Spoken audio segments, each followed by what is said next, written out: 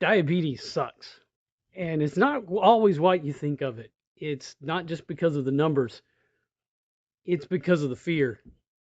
It's from what we don't understand, it's what we don't know. It's when the doctors don't tell you what you really want to hear. When I got diagnosed, that's where I was at. It was, you know, things like being overwhelmed that I didn't know. There was confusion. Did I do this to myself? Did I feel shame? Yeah, I did. And the more that I talk to people, there's things like dialysis. People are concerned because of amputation. That terrified me. There's blindness. All of those things kind of come into play when you're diagnosed with diabetes. What I didn't understand was I wasn't broken. My body was metabolically overwhelmed. And I had to go down the road of trying to figure out what to do next. Comment the first word that you felt when you were diagnosed. And here's the thing, but what if diabetes isn't a life sentence, but simply a warning light? What if it was simply something that was the alert? And because it got down that far down the road for me that I didn't know what to do. And when I was diagnosed, I found out I had to walk it backward. I had to walk it backward from this diagnosis that I didn't understand to the root, which was insulin resistance. Nobody told me about insulin resistance. Nobody told me that I had multiple signs of insulin resistance all along the way. No doctor did, no nurse did, nobody, no specialist that I went to see, and it was never addressed. So I had to learn that. I had to take the time, which was fine. It just was frustrating that with all of the information that we have, all that my doctors could have told me, should have told me, I didn't know anything about it. So what is insulin resistance? Of course, is when you talk about diabetes, you know about insulin. But here's the thing: high insulin levels, well, that equals fat storage on our body. That signals to the body to take the extra glucose and put it into fat stores. But the problem becomes is when the cells don't respond to it anymore, and it's just kind of like they're solid, and you just can't get the sugar into the cells for energy. And then the cells, we have all of this extra glucose, which then leads to damage. It leads to inflammation throughout our body. And the thing is, what no one told me is I had hypertension. My blood pressure was high. That's a sign of metabolic syndrome, insulin resistance. It's right there. I had GERD, acid reflux. There's another sign.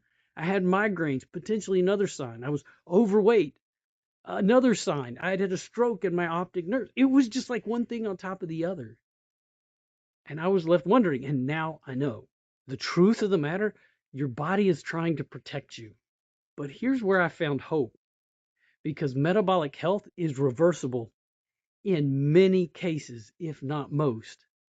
The body wants to be in homeostasis where it's healed and whole. If you haven't figured it out by now, I'm pretty much a straight talker when it comes to this. So subscribe if you want more of the straight talk about reversing insulin resistance naturally from someone who did it. Now, here's the thing. I want to give you 3 simple steps right here out of the gate. There's so much information, but what I'm going to share with you are 3 things you can do today.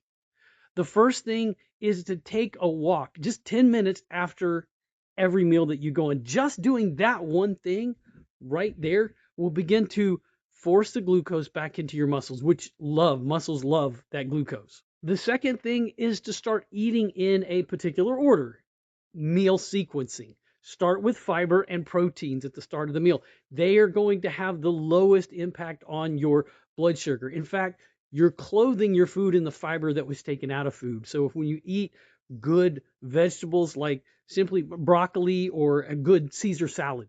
And the third thing is cut liquid sugar. Like right now, all that sugar, liquid sodas, get the sugar out of your coffee, whatever it happens to be. Just get the sugar out. Don't add the sugar. Anything liquid with sugar in it, stop. The last thing you need is to feel overwhelmed at this point. You just need some traction.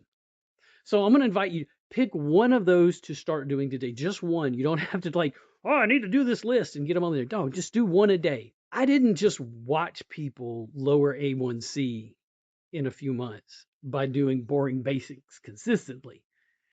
I'm somebody that did it myself. And my wife, we did it together, which kind of the name of the channel. And for me, it's kind of frustrating that I see all of this advice out here, but it doesn't ever seem to come from people that have done this and walked this path. And if there's one thing that I learned that I hope that you'll take from this is consistency is always greater than perfection. And if you're ready to stop letting insulin resistance and diabetes run your life, type ready in the comment. I just want you to know this.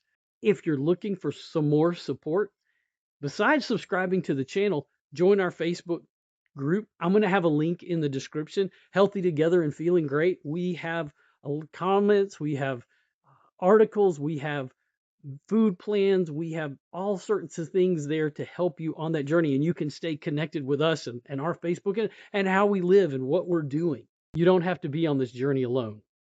We can fight this together.